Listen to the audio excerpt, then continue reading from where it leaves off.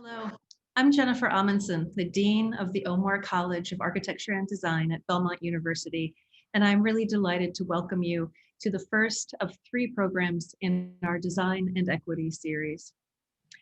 These events will be one way among several that the Omar College can, and indeed must, respond to historic underrepresentation in our disciplines. For far too long, this problem has contributed to discrimination within our fields, excluding populations from design education, occupations, and services, which have been left less vibrant and relevant because of this exclusion. Yet we are heartened by the recent sea change in public awareness to this systemic bias and seek opportunities to respond to these overdue calls for equity. Differences that distinguish each of us make all of us more creative. Not only should we recognize these differences, but we must value them and counter the forces that traditionally interpret them as reasons to prohibit diverse populations from joining our classrooms, professions, and communities. We've been intentional about planning this first event to coincide with the holiday that celebrates the life and legacy of Dr. Martin Luther King Jr. Consider these words that he wrote over 60 years ago. True peace is not merely the absence of tension, it is the presence of justice. I'm committed to the belief that all of us are gifted by God with creativity, insight, and potential to help envision, design, and realize communities that are more equitable and thus more peaceful. I'm so grateful to be a part of the Omar College community, which recognizes our need for change and our capacity to make change, especially our students, who of course are the future. With an aching recognition of the need for all aspects of society to be imbued with greater equity, we embrace the power of design and the power of designers to make the world more beautiful and more just. Thank you again for joining us tonight and for joining us in this important work. Good evening. I'm Sherry Fox, the Associate Dean for the Omar College of Architecture and Design, and I would like to add my welcome to Dr. Amundsen's. This is an exciting night. It's an important night as we kick off the series, and I want to thank Dr. Amundsen. It was her passion and her vision that drove this event, and she shaped it, and it's going to be a great thing, and I'm glad you're all here to join with us tonight.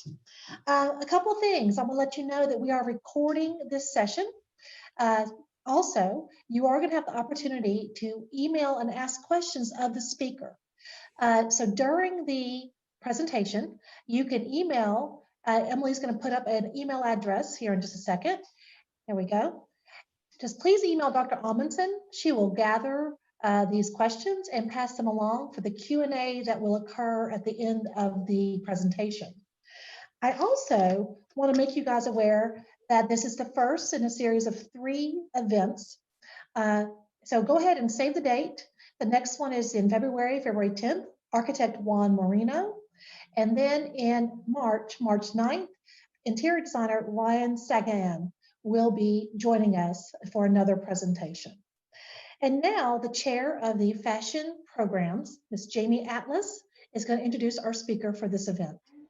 Thank you, Sherry. We are honored to have Wevly Wilson with us this evening. Wevly's journey began in a small southern town along the banks of the Mississippi River, where she dreamed of designing beautiful gowns for celebrities in New York City. After going the more traditional route of earning both a bachelor's and a master's degree, and working in the pharmaceutical and medical devices industry, she moved to New York to attend the world-renowned Parsons School of Design. Although Wevly's interests evolved into footwear and accessories, she studied apparel design. She also spent a summer in London to study at Central St. Martin's School of Design, where notable alumni include Stella McCartney and Alexander McQueen. And she also studied the art of shoemaking from Cornwall College, where Jimmy Choo honed his skills. Welcome, Wevly. I am so excited to be here. And I wanted to just give you guys a little bit more of a background with regard to my career. I'm currently a senior footwear designer at Coach. I'm responsible for women's footwear for Coach Outlet. And prior to that, I designed accessories for Ralph Lauren for their men's polo line. I'm also the founder of Fashion Designers of Color, which is a platform that seeks to connect, cultivate, and provide community for designers of color who are actually working in the industry for the purposes of growing their careers. And my vision there is really to be able to help designers develop and be promoted into leadership roles in design. And we're going to talk a little bit about the inequity with regard to gender and also race within the leadership roles in fashion design. So tonight, again, we're going to talk specifically about how race, gender, and nationality impact equality in fashion design. I made this topic pretty narrow because I wanted all of the students who are in design and who will be our future designers to really understand how this may impact your work, how it impacts the customer as well. I'm not really going to go into the business case for diversity. I think that's pretty well acknowledged. I really want to talk about work, product, and the results of not having diverse voices at the table, what can happen, and also what we can do about that. First, let's talk about equality compared to equity. Equality is giving every person the same resources, treatment, and opportunity. So if you look at that very first graphic, you can see that these three children, I'm just going to call them children. I'm not sure what their representation is. I'm going to call them children, but they're different heights and they each have the exact same box to stand on to be able to view this baseball game. However, you will notice that the smaller child cannot see and does not have the same view as the taller child. Now, when you talk about equity, equity is actually distributing resources based on the needs of the recipients, and that is necessary in order to get to equality. So it's very important to understand those different definitions. Now, how does a lack of equity impact fashion design? First off, let's just talk about some of the causes of inequity. It's really about bias. And bias can be either conscious or unconscious. It's not limited to ethnicity or race, but it can exist towards social groups, age, gender, physical abilities or physical attributes, including size, weight, height, religion, sexual orientation or sexual identity, and many other characteristics. Unconscious biases are stereotypes about people that are formed outside of our conscious awareness. It's something that we don't realize. It's not necessarily intentional. We hold unconscious beliefs because our brain is just programmed to categorize things and people in order to be able to understand them better.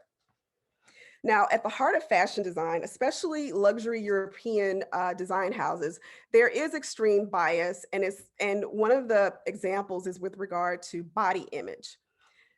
And let me forward my slide. So if you've taken any fashion illustration classes, I'm sure that you have either used the book Nine Heads or you've heard of it. So this book emphasizes the elongated fashion figure or croquis. That's the standard for designing and sketching in fashion. So of course, this ideology of the ideal of this long, skinny body creates the desire for a designer to actually see their garment the way they drew them on these exaggerated figures. This leads to draping the garment in the same way that you sketched it and wanting to see it the exact same way that you sketched it. So obviously, when we see designers wanting to show their designs on tall, thin models that stem from these elongated figures, it's inevitable that we're not going to have inclusivity with regard to size. So this is a YSL show back in 2019 that kind of illustrates this point. However, it is a new day because, as you can see on the next slide, We've seen several plus size models walk the runway of very popular luxury brands, including Michael Kors, Valentino, McQueen, Chanel, and Fendi. So we are moving in the right direction. These models are more relatable to the average size American woman. Now let's talk a little bit about racial inequity.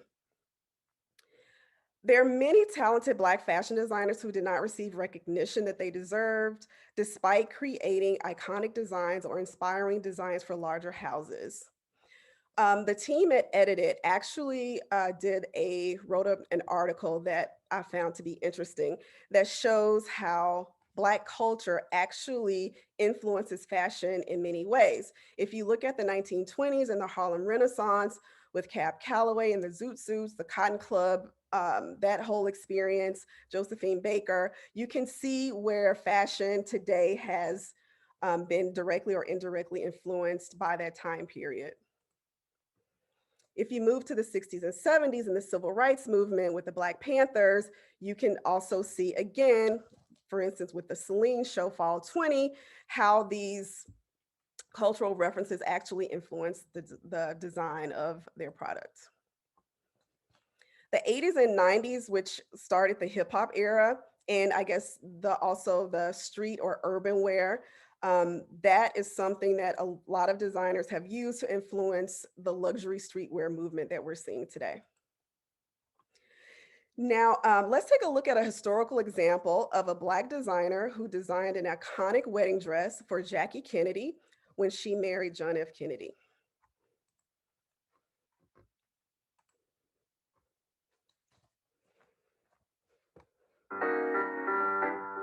Our next designer is one of America's first widely recognized African-American fashion designers, the incomparable Anne Lowe. Born in Clayton, Alabama in 1898, Anne Lowe was raised by her grandmother, a former slave who went on to open her own dress shop. In 1917, Lowe traveled to New York to enroll at the S.T. Taylor Design School. The school's headmaster didn't want to admit her based on the color of her skin, and her white classmates shunned her. Because this was a segregated school, Lowe had to take classes by herself, but she worked hard, kept her head in the books, and graduated ahead of schedule. After graduating, Lowe worked on commission for stores such as Henry Bendel, Neiman Marcus, and Saks Fifth Avenue. In 1946, she designed the dress actress Olivia de Havilland wore to accept her Oscar for Best Actress. Lowe received no credit whatsoever for designing the dress, and the name on the dress label actually read Sonia Rosenberg. Who is Sonia Rosenberg? Despite this, Lowe managed to make a name for herself. She opened up her own store in 1950 and made dresses for famous and influential families such as the Rockefellers and the Kennedys. The Saturday Evening Post called Lowe society's best kept secret.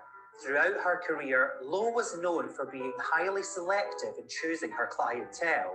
She later described herself as an awful snob, adding, "I love my clothes and I'm particular about who wears them. I'm not interested in sewing for Cafe Society or social climbers. I do not cater for Mary and Sue. I sew for the families of the social register."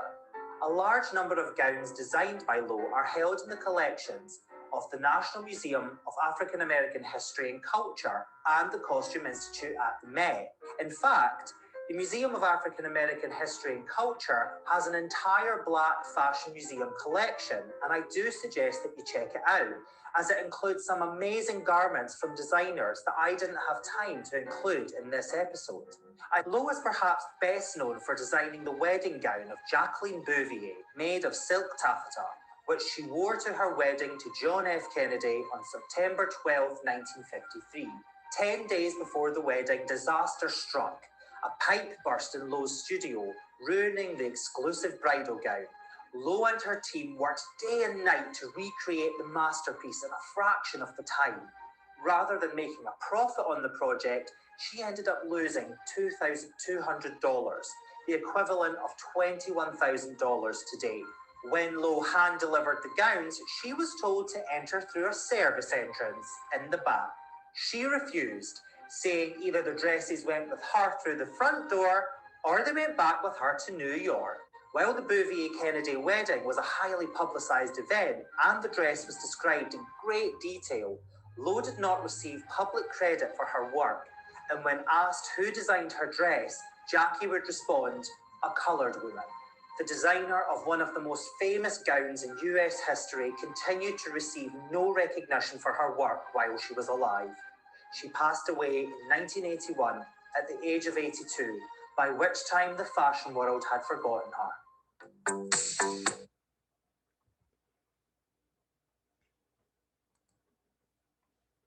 Okay.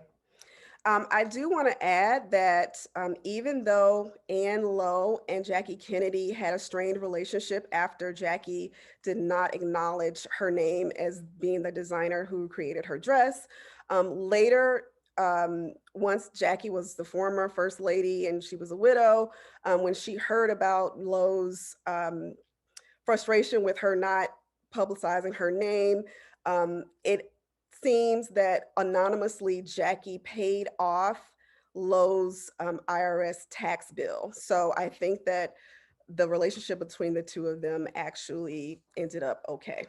However, this is just an example of how this Black designer just did not get the credit that she deserved. Okay, so now let's move into how social media is holding companies accountable for doing things like this. Anne, of course, didn't have the luxury of having social media to kind of call people out and let people know that she actually designed that one of the most iconic dresses in history.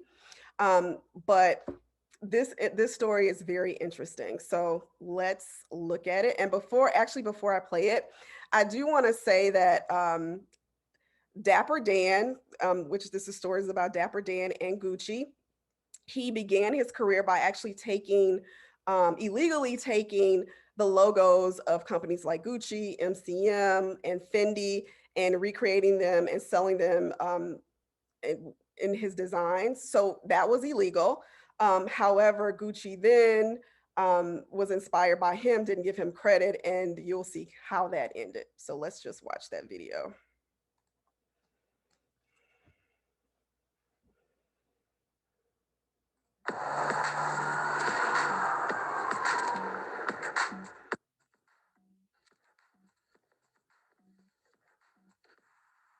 Okay, now let's talk about how this really went down.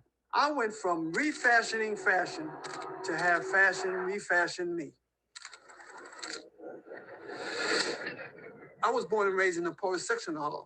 So I decided that I wanted to open up a store because I like luxury clothes. I like expensive stuff, silks, alligators, crocodiles, and furs, and cater to the people who I knew in the community and sell those type of things. And that's how I started my first store, Dapper Dan's. I started out like with a small store, 500 square feet. There was nobody selling furs in Harlem but me. So right away, I started getting a lot of attention. And then I knew all the major gangsters. Jack Jackson, one day he came in the store and he had a Louis Vuitton pouch. And everybody was fascinated with the pouch. And I looked at that pouch and I said to myself, what is it about that pouch? I know that ain't nothing but $10 worth of vinyl. And I looked at it, I said, you know what it is? It's the symbols. So I said, you know what? If I can make garments out of those symbols, I can have a huge impact. So after I taught myself textile printing, that opened up a whole new window for me. What I did was I would make reversible fur coats. One side would be fur, and the other side might be Louis Vuitton or Gucci or Fendi. And that's when it just mushroomed into an even bigger than what I was in the beginning. LL Cool J, Boogie Down Production, Big Daddy Kane, Slick Rick. Outside of New York, everybody wants to be like New York. Inside of New York, everybody wants to be like Harlem. Harlem had that magic. So goes Harlem, so goes the whole Black cultural world. It started there, you know? Diane Dixon was an Olympic track star who had won gold medals, and she used to come to the store all the time. But she was different. She was way ahead of her time with what she wanted. And she had this idea. She said, Dap, I want you to make me something really special. I said, okay, what you want to look like? She said, I just wanted to look high fashion, right? So we came up with this concept that she would have these balloon sleeves. So I went and got that material and I blew the arms up and I used mahogany fur. And then I used a butter soft Louis Vuitton and then put the material out to give it that effect. And it worked out amazing. So when Diane bust out with that, they didn't know how to take it at first. And then everybody started saying, wow, wow, wow, because it was a lot. You know what I mean? I could not even imagine that the look that Diane Dixon wore would have such an impact on my life 30 years later. So MTV Rap was building, and they were seeing these garments that I was making. This week on Yo MTV Rap, you travel to Dapper Dan's All Night Boutique. And so the brand started, I said, who the hell is a Dapper Dan? They started putting everything together and finding out where this was coming from, and that's when the raid started. MCM, Fendi, and Louis Vuitton. Gucci never raided me. It was those three basically. They would come in with a cease and desist order, meaning that they could take any garments that they saw that had their logos on it. And I was losing a lot of money. They kept raiding me, but I would keep building right back up. And one day, Fendi came to raid me. Sotomayor, Sonia Sotomayor, one of the Chief Justices of the Supreme Court. At the time, she was working for Fendi. And she came on a raid. I had a coat in there that I had just finished, and it was for Big Daddy Kane. She looked at that coat and said, wow, this guy belongs downtown. She paid me a compliment and then raided the store and took everything. All of a sudden, everything came to an end. I refused to give up. I regrouped myself, found me an underground place where I could continue to make clothes, and started all over again. I would pack everything up in my car and hit all the major black cities from New York all the way across to Chicago, and then come back, reload, and then go all the way down to Atlanta. And that's how I sustained myself for 20 years underground. I was the best kept secret. I think being born broke and poor was a great asset for me because starting all over didn't bother me. I was prepared for the battle. In 2017, life changed for me. All of a sudden, one of my creations popped up on the Gucci runway. It was the same Diane Dixon look that I had did 30 years earlier. I was used to white folks taking stuff from us. That was a given, you know? But the new generation said, no, man, they wasn't having it. The internet, social media gave people of color a voice. So when people saw that coat that Gucci made, it was an uproar. Next thing I know, my son told me, they want to get in touch with you. They want to be in a partnership. So I told my son, I said, if they serious, I said, tell them to come to Harlem. And they came. Black people saying, man, don't do nothing with Gucci, don't partner with Gucci. I grew up in the 60s.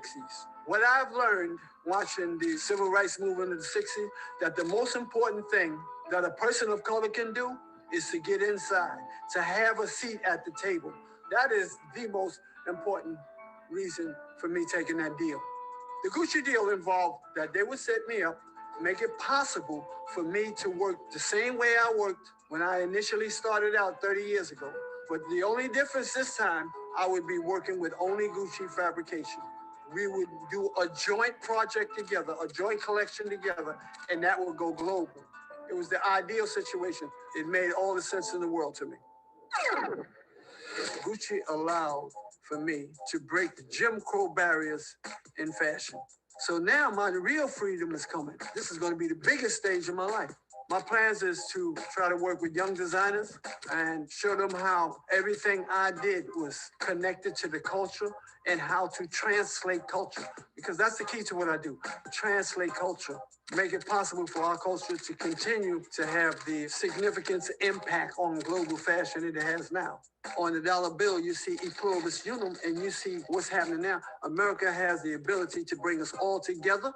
So I want my legacy to be that I did something to make that happen.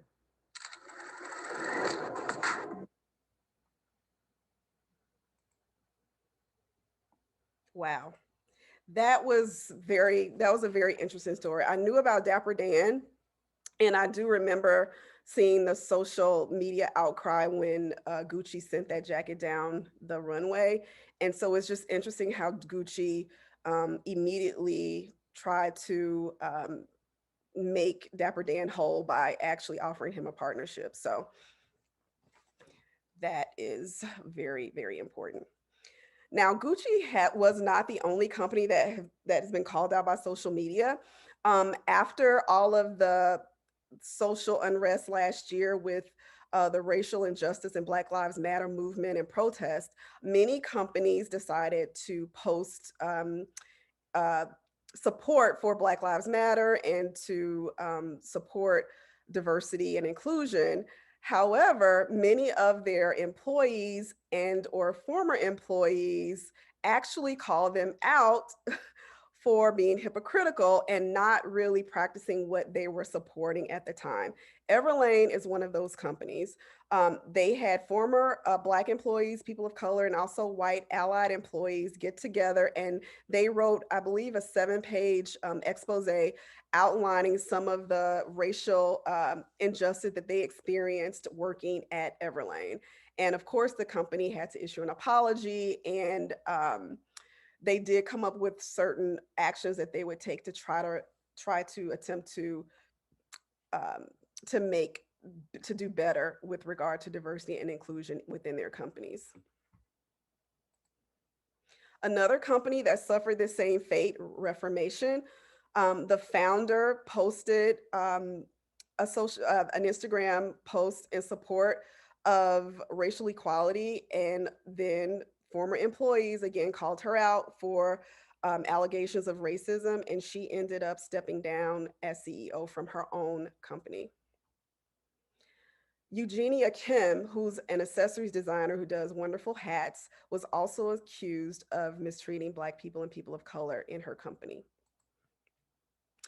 I included Alexander Wang here, not because of any racial discrimination accusations, but he is under fire, and this is something that's pretty recent, with sexual harassment and just treating models, particularly either heterosexual male models and trans models, as objects. And we'll see kind of what happens with this. He's denied all of these allegations, but it'll be interesting to see what this does to his business as well. Now, again, not having people at the table who are diverse, it does create issues for companies with regard to their product. So let's look at a few of these instances on this video.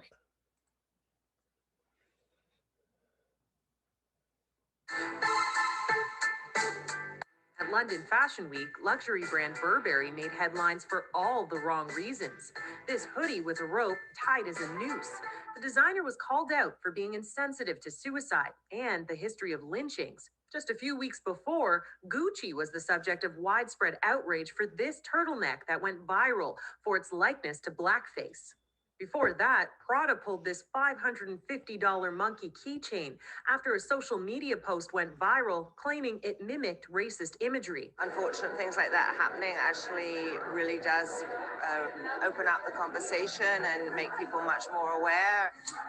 The backlash has been swift, with some celebrities making public declarations to boycott the designers. Nobody wants celebrities to be burning their shirts. But this Toronto stylist says she doesn't think designers had the intent to offend. Everything's subjective. Fashion is subjective, art is subjective. So something that can be perceived to be negative by one person might not necessarily be perceived to be negative by another. The labels acted quickly to remove the controversial products and issued apologies, knowing their bottom line could be at risk. If you're going into a store to spend a lot of money to buy a designer item, you want to feel like that they're also not making fun of you along the way.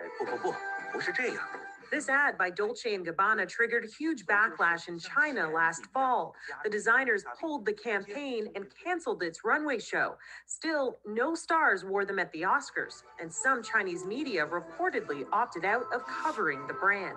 We are in a very precarious moment in terms of where we are culturally, and I think to have designers sort of really sort of negate that is bad for the fashion industry. This fashion expert says these moments highlight a much bigger issue. Just look at the board composition of any of the major fashion brands around the world, and you'll be hard pressed to find any person of color, whether that be an Asian person or a Black person or someone from South Asia, where these brands are really growing. Some brands are taking further steps to make changes. Prada created a diversity council, while Gucci announced long-term initiatives to bring in diverse talent, including scholarships and hiring. What I'm hoping is that the industry really kind of follows up on their words and puts their actions against the words and commitments they've made. As designers try to put their best foot forward, they know the world will be watching if they stumble. Tashana Reed, CBC News, Toronto.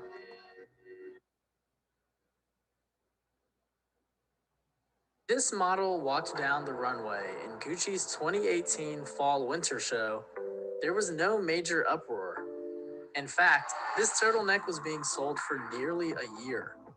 But it's not just a simple turtleneck. There's something more sinister in the image that this turtleneck portrays, even if the creators weren't aware, as they claim.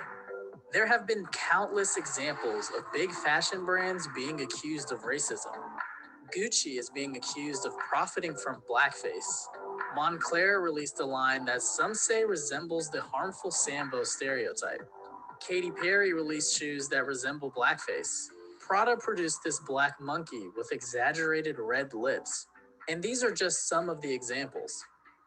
The offending items are usually removed from stores after the brands face backlash from consumers. But it begs the question, why exactly are these items racist? Sambo was a term used to describe black people during slavery. In 1899, a children's book, The Story of Little Black Sambo, helped solidify the derogatory caricature of dark-skinned children. The resemblance of some of high fashion's hot items is striking. And this image didn't stop with the drawings. White actors would paint their faces black and leave large outlines around the mouth to imitate having full lips. This is how blackface was born. In the 1800s, blackface was heavily prominent in the form of minstrel shows. To be clear, this was not a form of flattery. It was very clearly done to mock black culture and to portray black people as inferior or unintellectual. Minstrel shows shaped the nation's views on race and reinforced white superiority well after the abolition of slavery. Although the blackface minstrel shows gradually disappeared, this form of entertainment had a major influence over vaudeville, radio, television, motion picture, and world music industries of the 20th and 21st centuries. And reports of politicians and college students dressing up in blackface are a regular part of the news. Dark skin, wide noses, and full lips are things that the Black American community has struggled with for years because these features were deemed unwanted by the larger white society. And there's been a decades-long process of reclaiming and celebrating those features. So it's no wonder that these images still cause so much pain for the Black community to this day. And blackface doesn't just stop at being a harmful form of artistic expression. It fed into a larger ideology of white supremacy, an ideology alive and well today, and an ideology that has real and lasting effects. So let's take a look at the turtleneck in question. We can begin to see why it would be so hurtful to so many people. The item in question was trending online with tons of people expressing their disgust. The initial spark of anger that you get from the public is obviously the most prominent piece of this, but people remember things that brands have done in the past. If you look at the most recent examples of offensive fashion, whenever a new one comes up, everyone refers to all the previous ones that had happened before. Gucci CEO Marco Bizzotti said in a statement, "We are coming from a different culture. We are Italian. We don't know all the cultural differences." Gucci said they'll take full responsibility in a statement apologizing for the offense. But the claim that they don't know feels kind of like a cop-out. Gucci has a plethora of people making decisions. How did not one of those people flag the sweater as potentially offensive? Gucci has announced a full program of scholarships that will facilitate an increase of different communities within the creative office. Prada has announced a diversity council that aims to elevate voices of color within the company and fashion industry at large. But even from an American perspective, we're not exactly leading the way. The Council of Fashion Designers of America is one of the industry's premier trade organizations. Only 3% of the members are Black. For the fall-winter 2019 New York Fashion Week, only 10% of the designers were Black. So the biggest question may be, are we doing enough to change the fashion industry?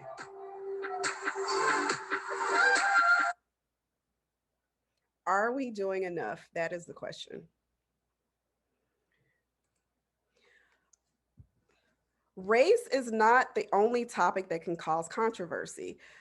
Both Coach and Versace found themselves in hot water with many customers in China and Hong Kong, all big markets for global fashion companies. When you are a global brand, you really have to take into account many variables that can affect product.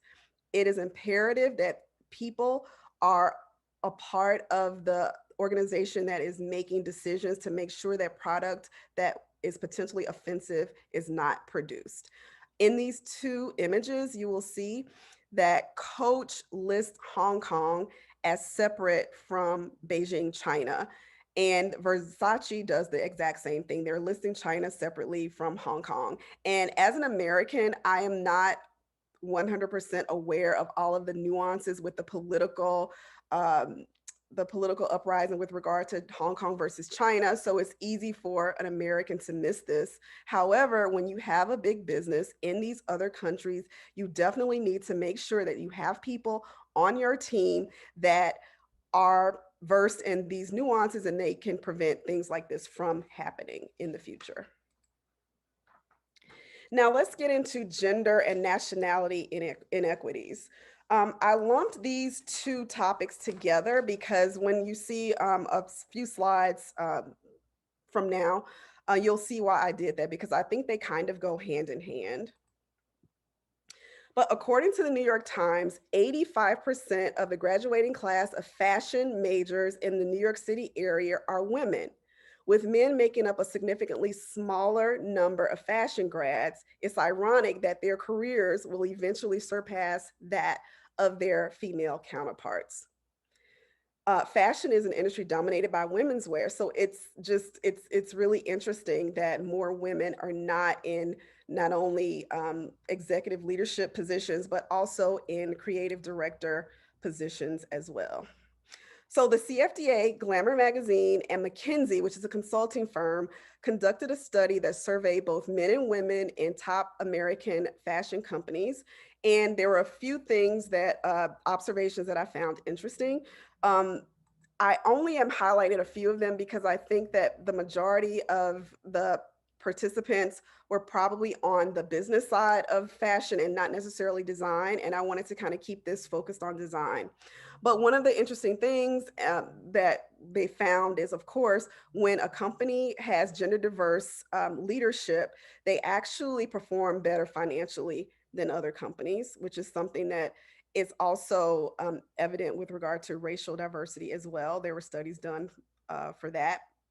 One interesting thing to note was that 100% of the women surveyed saw gender equality as an issue in fashion. However, less than 50% of the men actually saw that as an issue. So there's no real connection toward the perception of whether this is an issue between men and women. Men and women were both asked to give 3 words that best describe their experiences with regard to gender equality. And as you can see, women used more negative terms describing it: competitive, boys club, bias, unfair, challenging. And men had more positive words to define their experiences. The study did find 4 drivers that with the equality gap. And I'm going to focus on work-life balance because I think that that's a perception that's not necessarily true in all instances. The fashion industry, really, we're really notorious for having very long working hours, particularly during certain times. For instance, if you're working for a company that has a runway show, the month before the runway, you're working crazy hours to make sure that the show is perfect. if you're not doing runway, if you're doing something, for instance, you're working in an American company like me, where I'm not doing designing runway product, when we have sketch review or spec review, or we're about to pass specs, or we have corrections due, these are all deadline driven timelines, we work late. And one of the things that I have to note is that the majority of designers, as far as assistants, associates, designers, senior designers, are women. The problem happens when you get into design director, VP, and creative director and above. So women are out there working these crazy hours just like the men are. And the reason I don't think this is a good excuse is because a lot of times the creative directors are really the people that are very high up in a design leadership role are not there late at night when all of the grunt work is done. So I just don't buy that as a legitimate concern. Now, this slide illustrates why I linked both gender and nationality into this whole discussion about equality. As you can see, I listed major American brands. Most of them are mainstream mass market brands, and then the ones at the bottom are a little more contemporary. And you will see that there are only 3 women that are creative directors, and one is in partnership with a male at Oscar de la Renta. The other thing you will notice is that there are only 4 Americans. One of the things that I've noticed in this industry, and it's something that I speak about with my colleagues and other friends that work in other parts of the industry, is that for some reason, the American fashion industry prefers European designers to head up American companies. Now, I'm assuming this comes from the bias or the stereotype that because high fashion, haute couture, all of those things originated in Europe, that they have a better taste level, or maybe they bring more legitimacy to these American brands. I'm sure all of those things play a part in it. But to be honest with you, race and my gender, I don't think has had any negative impact on my career thus far. But I do think that me not being European has probably had a little bit more of a negative impact on my career, because most design director jobs, VP jobs, a lot of companies look toward Europe and European designers to come over and to lead these teams. So of course, I didn't find a lot of information on this because it's not something that people are delving into publicly. It's something that there are rumblings amongst the designers in-house. So it'll be interesting to see if this kind of gets any further traction with regard to just calling it out and understanding why it seems that European designers are preferred over American designers with regard to being a creative director. Now, I wanted to also give examples of companies that are making steps to be more diverse and inclusive. And I chose 2 companies, and one that I'm really impressed with. A lot of the companies are doing different things, but I feel that Gap Inc. seems to be ahead of the game because they started this prior to the 2020 social unrest that we saw with regard to police brutality. And they have some things that they are taking into consideration and some things that they are changing. They're looking at their onboarding. They're looking at how they promote people, creating safe spaces for different people. They also have a rotational management program. And this is geared more toward marketing and the business side, merchandising. It's not design related, I don't think. They also partner with organizations to help serve the community. They have formal mentoring programs, and they do other things to kind of help to bridge the gap between the inequity. The other thing that they're doing that I find very interesting is they are also making sure to be inclusive with regard to their product directly. And I think that's something that's going to be huge coming forward. But Old Navy is doing gender neutral product, and they're advertising that and they're shooting it in that way. And one of the things that Banana Republic is doing is they take several categories of apparel and they are offering a different range of skin tone nudes so that people of different skin tones can actually find a nude that works with them. And I think that's something that not only does it make you feel good to say, oh my goodness, I can go buy a cami that is actually my new color, but it's also going to add to their business performance, because that is going to be more sales for them. I'm highlighting Adidas. Interestingly enough, Nike and Adidas were also called out by Black and people of color employees for discriminatory practices. And it's very well known that these sports brands have a gender equality issue. It's very much a boys' club, and it's been very difficult for some women to not only stay in that environment, but also to excel in the environment. So I list them because they made a few commitments that I think are pretty ambitious.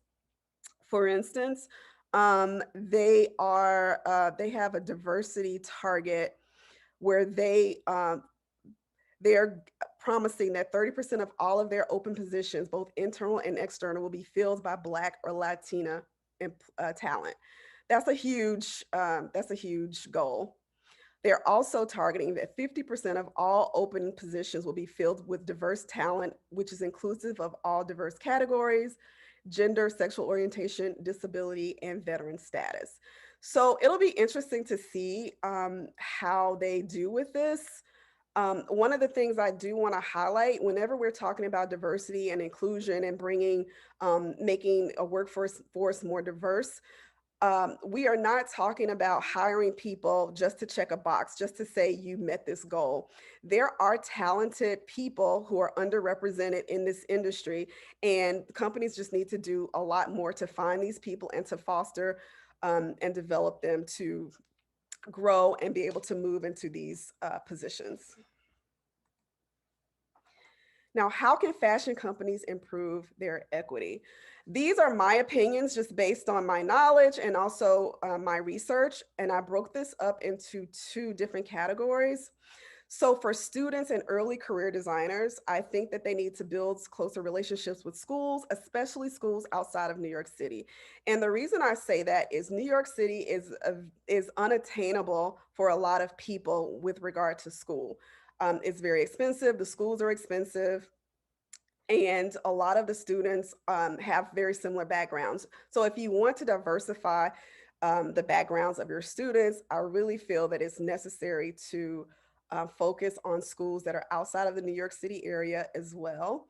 And, we have to realize that people buy clothes in the South and the Midwest and the West, so we need to reflect all of those sensibilities at the design table. I also think they should make it easier for students to gain access to internships. Right now, it's easier for students in New York because they're here. But there are plenty of companies that actually offer internships that are more long-term, where students from out of state can actually temporarily move here and participate in them. Coach is one of them, my company. They have, it's actually called an apprenticeship. It's for students who've actually recently graduated. So it's more of a long-term thing. They get paid, and we really try to hire those people who do really well. And at least I know for my team, we've done that in the past. They also should offer scholarships to talented, underrepresented students as well, because a lot of these students just are not financially able to attend design school. So that's one way to make things more accessible. And I think mentorship opportunities are really a good way to kind of build trust and build a relationship with students and these companies. And lastly, they need to be more transparent about what they're looking for with regard to their interviewing process. And once you're in the company, their promotion criteria. It's interesting, I work with Nike with my students because Nike has something very specific that they look for with regard to their portfolios when they're trying to hire designers. And it's something that many students may not even be aware of. So of course they may apply for a position at Nike, someone asks them to send in their portfolio, and they're going to be passed over because they have no idea that Nike is looking for something very, very, very specific. So I think that those things would actually help. Now, as far as experienced designers go, they definitely need to put more effort into recruiting underrepresented designers by building partnerships with organizations such as the organization I started, which I really hope that people will be able to move up in other companies and get better promotional opportunities. And then there are also organizations like Black in Fashion that these companies can partner with to actually find talent that is already experienced. Because one of the things that you hear all the time is, well, we can't find the type of person we're looking for.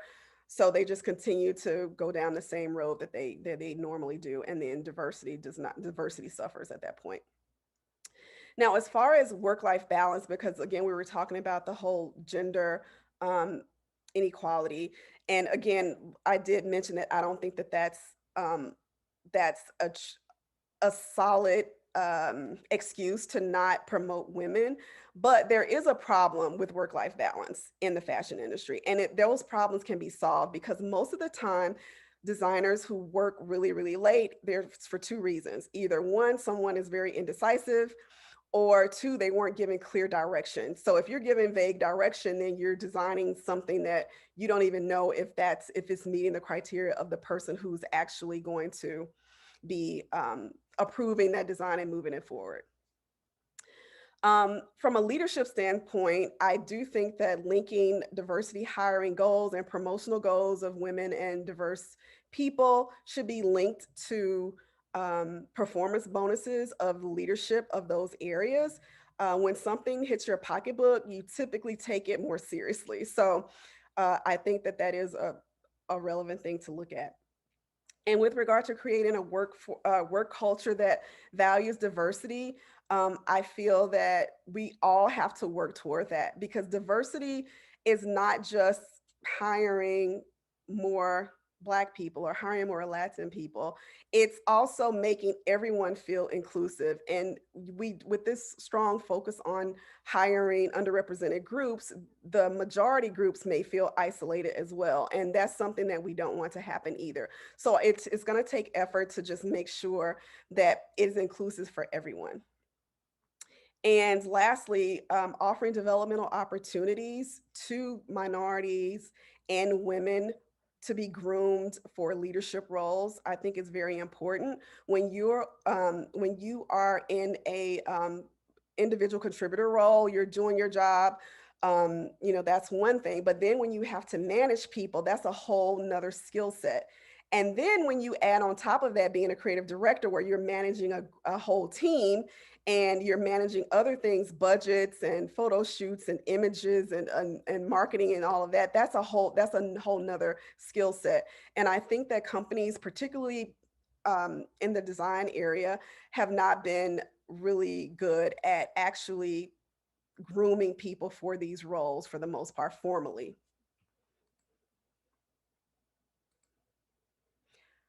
And to conclude, I just want to show you this. The fashion industry has been missing the plot on is reality and actual inclusion.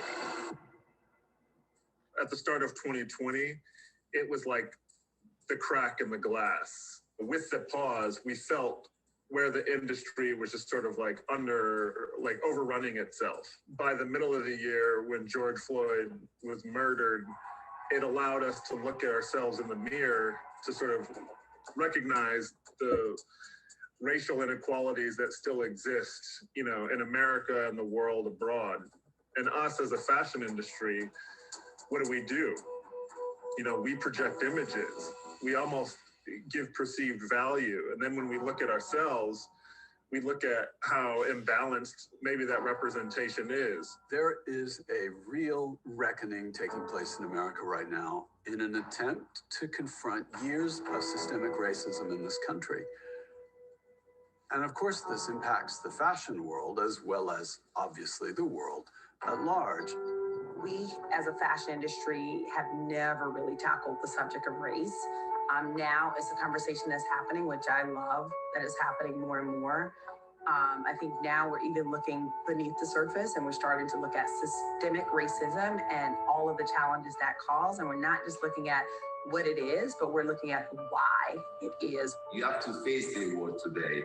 If you are in fashion and you just do clothes, I feel that you do half of your job. Our job is about witnessing our time in delivering an idea of beauty. We need to be more inclusive.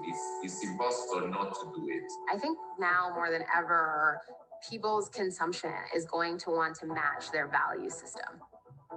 And I think for me personally, and I know all of my customers in my community, they're very into voting with their money, you know, and when someone spends money on your brand or when someone spends money at all, that's a power transaction.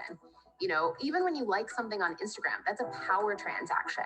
So you need to spend your time and your resources on the things that you want to see do well and succeed. What's been incredible and positive about this experience that everybody has been going through is that it has been a time for reflection and for us all to think about what went wrong, why it went wrong, and what we can do differently. I think that the most inspiring thing that I've seen during this moment, I think, has been less of an emphasis on selling product or making product or just things, and more of an emphasis on community, on quality, on feeling, on emotion, which is the reason that we all probably got into fashion. Tom Ford calls this period a hibernation. I think that anybody who can say fashion is going to be this in 6 months or even in a year, they're lying.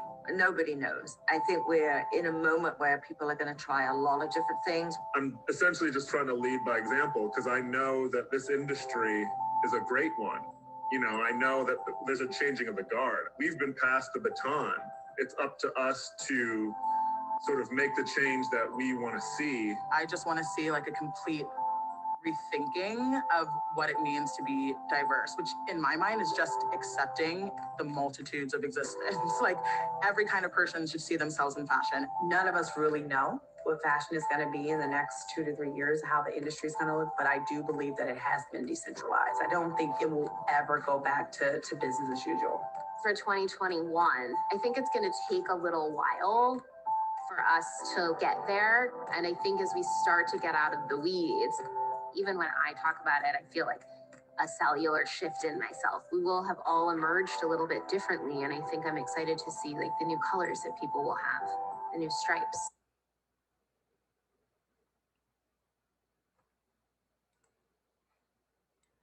Okay, you guys, I wanted to just end on this note because we've talked about some subjects that can be very uncomfortable, and it may color some people's view of the fashion industry. But I want to tell you that I personally am very optimistic. All of these things that are happening are leading to change, and I'm very optimistic for the future of fashion. I don't think fashion is going anywhere. People always want to wear clothes. People are always going to buy clothes. It's a great industry to be in.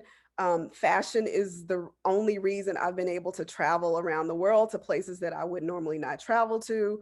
I have friends in China because of fashion. I've been to Paris and London and all of these wonderful places and have friends and relationships in these places because of fashion. I would not have had those experiences without this industry. I've really grown from it. It's tough. But the strong people will survive. So I just want to end on that note, and thank you guys so much for your attention. And we're gonna now start Q&A.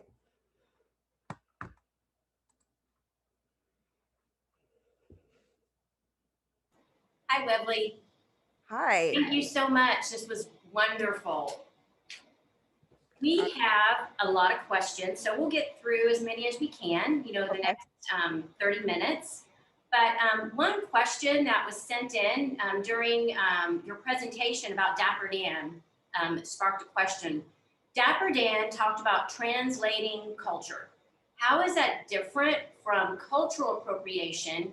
And where is the line between the two? Or is it a matter of who is doing the designing or wearing? That is an amazing question.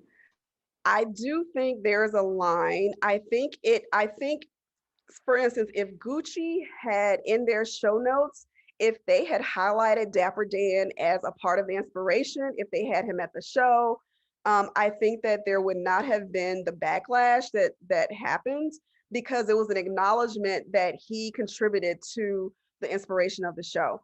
I do think that people have to be careful.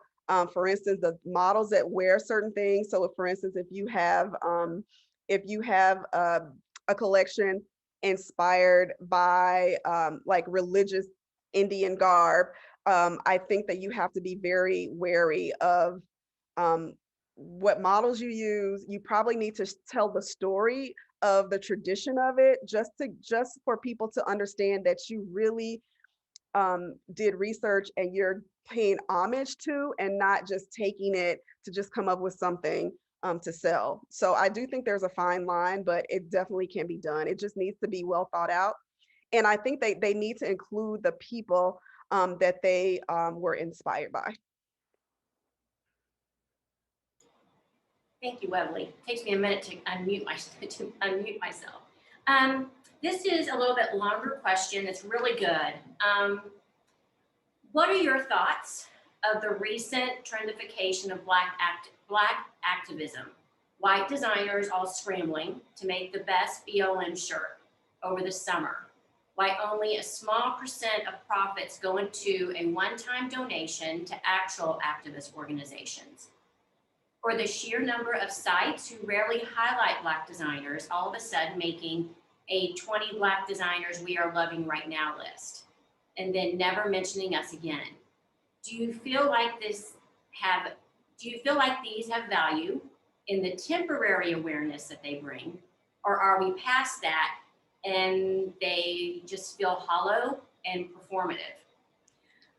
I do think that there was temporary value because it highlighted people that had not been highlighted before. But I also think that if you aren't consistently doing that, then it doesn't, like, it is like a trendy thing. And I think that social media will continue to call people out. That's one of the things. I feel like social media is like the equalizer in being able to hold people accountable for things that they say that they're for. So yes, short answer, yes, I think it was beneficial, but at the same time, I think these people are going to be called out if they continue to go back to business as usual.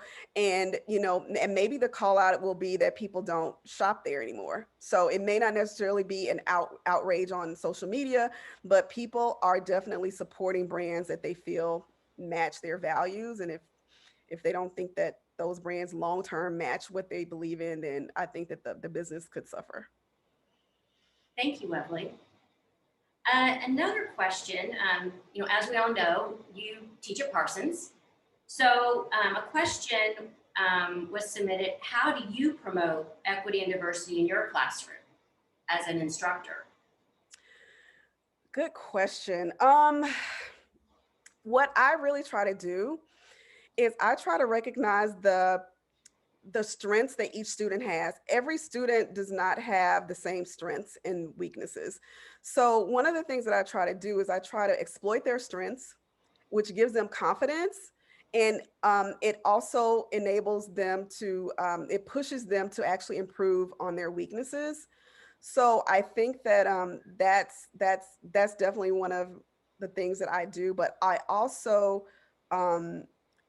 really treat each student differently. I have some students who know exactly what they want to do. So for instance, in my construction class, they know how to make whatever it is we're making. They know how to do it. They know exactly what they want, and they just want to make it. And they don't necessarily need me to hand hold them. And I allow them that freedom. But there are other students who I literally have to stand over them and tell them, yes, that's okay, for every move that they make with regard to the construction. So, and again, that's what those students need to feel more confident. But I do try to just build them up so that they don't necessarily need to have my approval for every little thing. So that's a gradual process. But I think that's definitely what equity is. It's about giving people what they need in order for them to succeed. Thank you. Another question, what advice would you give to a student of color that wants to be in the fashion industry? My advice, and this is, this is for any student, you really have to be committed. A lot of people, what I've found, a lot of students love fashion. That does not mean that they want to be a fashion designer or a stylist or whatever. I think that you have to decide what in fashion do you like? What are the roles and responsibilities that you find enjoyable? Because just because you like to buy fashion and wear it does not mean you're going to like being a designer. Like, it's totally, totally different. So I think that any student needs to be able to figure out if the job that they're going for, which is, I'm assuming, why they're majoring in certain majors, they have to figure out if the actual job responsibilities is something that they actually like to do. And once they do that, I say move forward with that. Try to find internships. Do try to get exposure to anything that can help improve your confidence level, your skill level, and you'll be fine. But I definitely think people have to really decide what they like to do, because many students get into it for the wrong reasons. Yes, yeah. For you personally, Wevly, what do you have on your agenda, going forward to help bring diversity in the fashion world? Well, I noticed that designers that are working for companies, first of all, nobody knows who we are, because we're just, we're the people behind the desk, right? And the creative director gets all the credit. So I knew that I wanted to do something to highlight these people who work really, really hard. They're the people who are actually making the money and doing most of the work. And then on top of that, the people of color, they're actually more than I actually thought there was. So I wanted to highlight those people. I wanted to get them all together to provide community, provide a space where they can talk and vent and get advice and mentor, so that we all can advance our careers. A lot of times it's about knowing information that you don't know. And if you're not in the right circles, and don't have the right connections, you may never know that information. So that's why I started Fashion Designers of Color.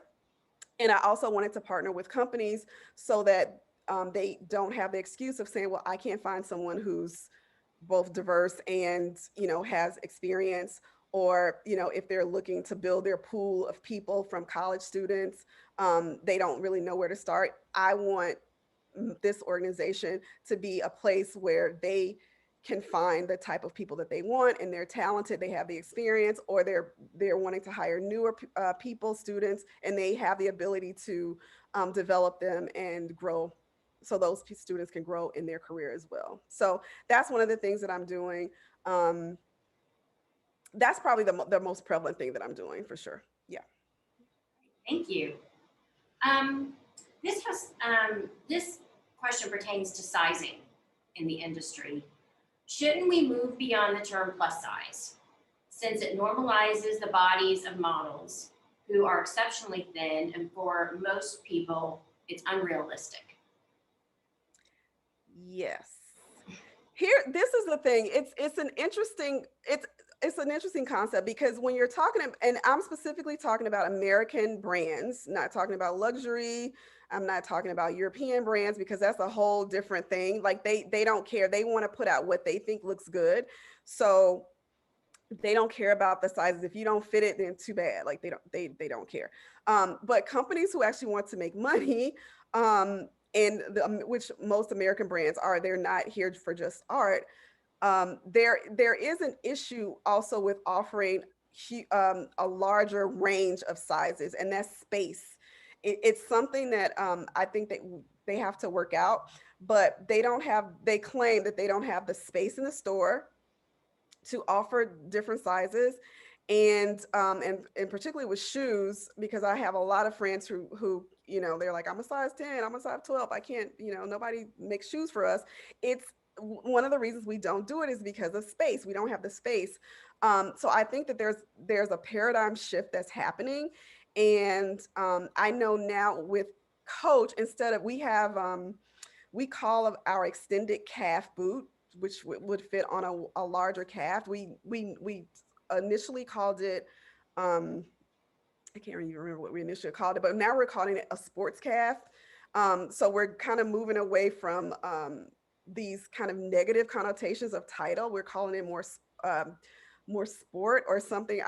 It doesn't even really relate, but there is a shift of moving away from certain words that may have more of a negative connotation. So I think that's something that's happening.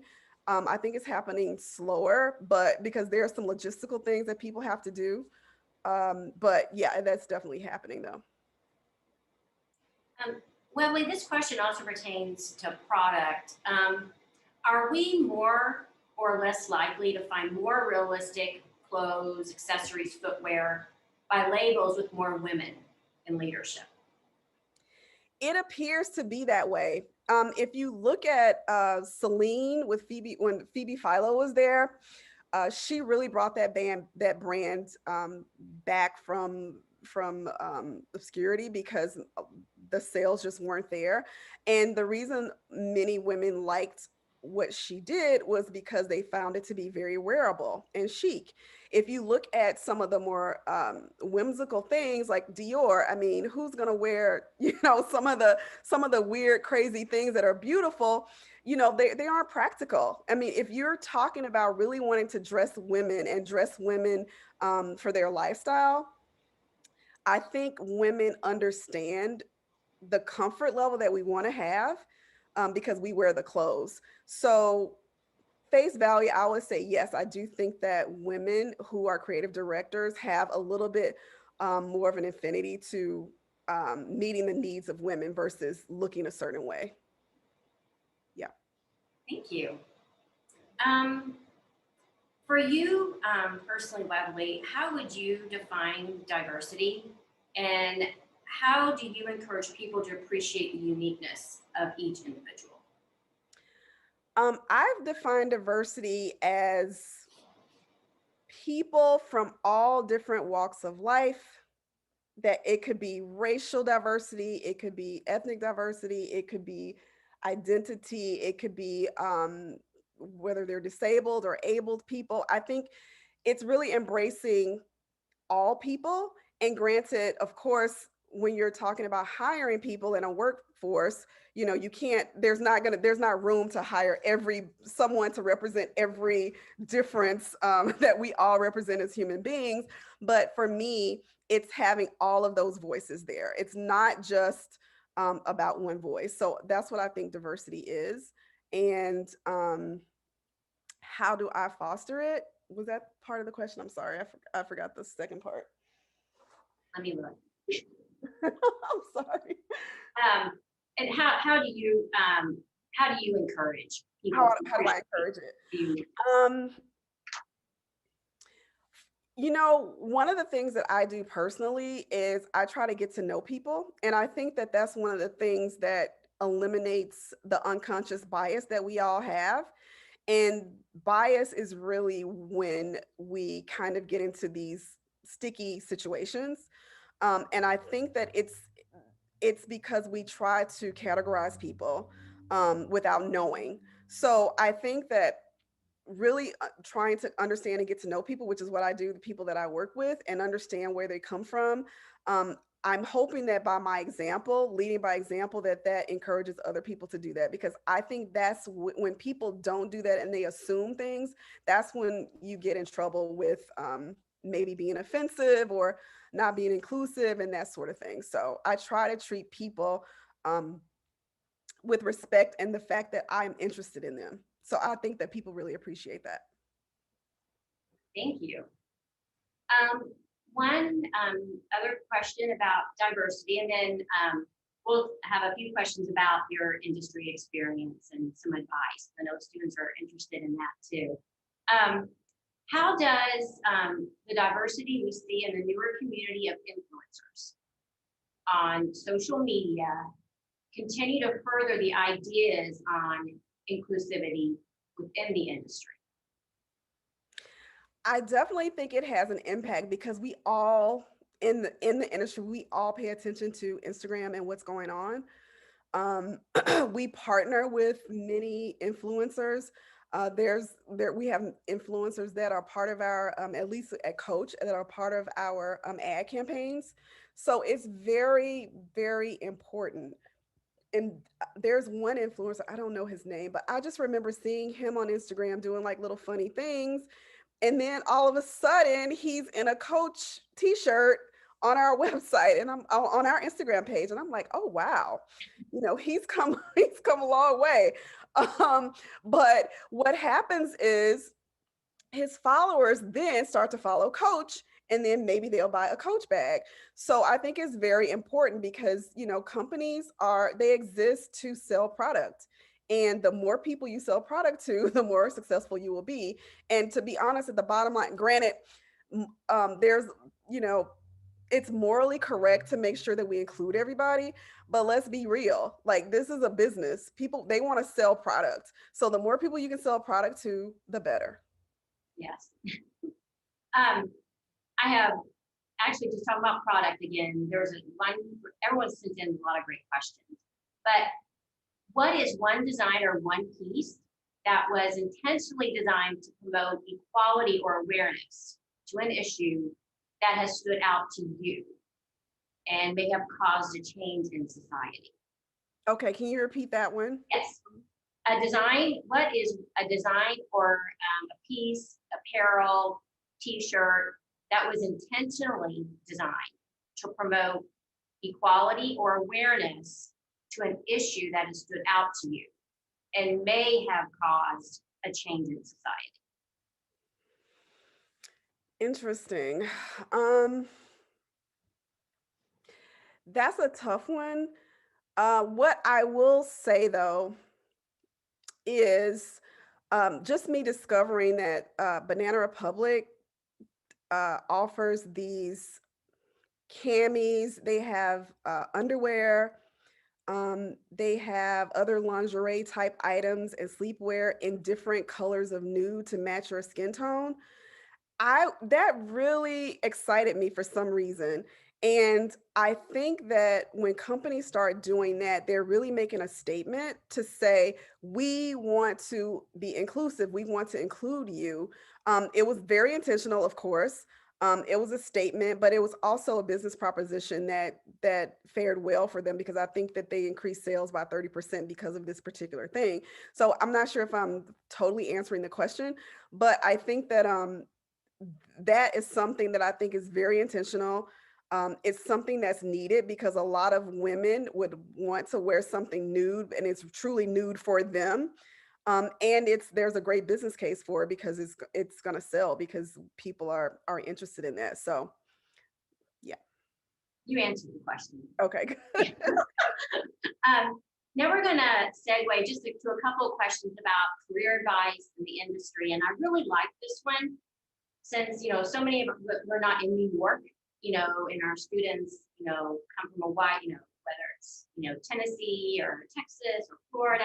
And how has your small town background had an impact on your career journey? Oh, wow. That's a great question. I actually have to say that I think that it made me delay my decision to move to New York to go to design school because I was scared to live in New York because I was not used to, just used to that such a big city. It was very intimidating. So in that way, I think it kind of delayed my decision until I felt a little bit more confident about moving. But I have to say though, I think it's definitely helped me because I think there's something about Southern hospitality that helps you be able to get along well with other people. And, a lot of people from other places like New York and some other places, they're very, how can I say, they're very direct it could come off as being rude and that sort of thing. So I do think that having this Southern upbringing actually helps me with my relationships with my coworkers and my cross-functional teams for sure. Okay, great. Um, what motivated you to change your career path? And have you ever had any regrets that you didn't stay in the medical The thing that motivated me is this was a dream. This was a childhood dream of mine. I didn't know if I could actually um, make it happen, but I'm a big proponent in following your dreams. So that's one of the reasons why I did it. And the other motivation too was when I went the other way when I was in my first career and I got to a level where I thought that I was, quote unquote, successful. Um, I wasn't happy. I wasn't happy. And I said, you know what? I think I need to at least try to see if I can make this work. And if I don't, I can always go back. And so that's what I did. Now, do I regret it? No, but there are times when I look at my friends who live in other areas and they have houses, and to live there, some people never are able to buy a house because, even the crappiest place is $1 million. Like that's when I regret it. It's like, oh my gosh, I could be somewhere in a big old house with a backyard, but no, I wanted to live outside of New York. So yeah, that's the only time I regret it though. Which, because you've had such an extensive background, Wevly, which one of your professional roles has most shaped your journey up to this point and why? I actually think both being in all of it. So I was a sales rep, then I was in human resources as a recruiter, and then of course in fashion. Um, Fashion, you have to be able to sell your concept. So that really helped me because you had to be concise and you had to be able to sell your concept to your boss so that he can agree to keep whatever your design is in the line. When you're presenting your sketches in sketch review, you have to sell these ideas. So selling was important and it helped. In the human resources area, there are a lot of sticky situations that can happen in fashion.